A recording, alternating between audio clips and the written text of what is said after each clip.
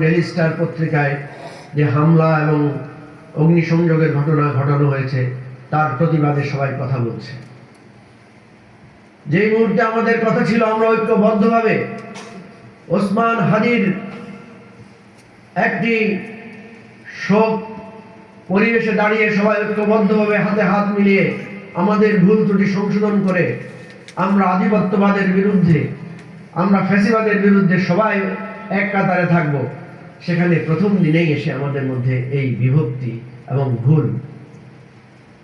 আমি জানি এরকম পরিস্থিতিতে এই ভুলের কথা, বিভক্তির কথা বলা অত্যন্ত ঝুঁকিপূর্ণ। তারপরও এবি পার্টি একটি দায়িত্বশীল রাজনৈতিক দল হিসেবে এই ভূমিকা সবসময় রেখে এসেছে যে সঠিক সময়ে জাতির কাছে সঠিক কথা পৌঁছে দেওয়া আমাদের দায়িত্ব। আমরা প্রধানত দুই ভাগে বিভক্ত, ফ্যাসিবাদ আর ফ্যাসিবাদ বিরোধী শক্তি।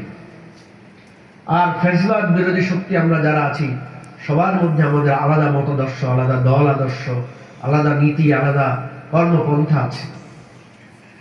কিন্তু দুর্ভাগ্যের বিষয় হচ্ছে আমরা আজকে এমন একটা জায়গায় পৌঁছেছি যে আমরা ফ্যাসিবাদ এখন আমাদের প্রধান শত্রু নয়, মনে হচ্ছে যেন বিএনপি জামাতের প্রধান শত্রু, জামাত বিএনপির প্রধান শত্রু, এনসিপি বাকিদের প্রধান শত্রু, এরকম একটা জায়গায় পৌঁছে গেছে। আমি আজকে এই মঞ্চ থেকে দাঁড়িয়ে অনুরোধ করতে চাই, অনুগ্রহপূর্বক শহীদ ওসমান হাদির রক্তের বিন্দুমাত্র স্পর্শ যদি আপনাদের হৃদয়ে মস্তিষ্কে লেগে থাকে, তাহলে আগামী একটি বছরের জন্য বিএনপি, জামাত, এনসিপি পরস্পর কাদা ছড়াছড়ি বিষোদ্গার বন্ধ রাখুন প্লিজ।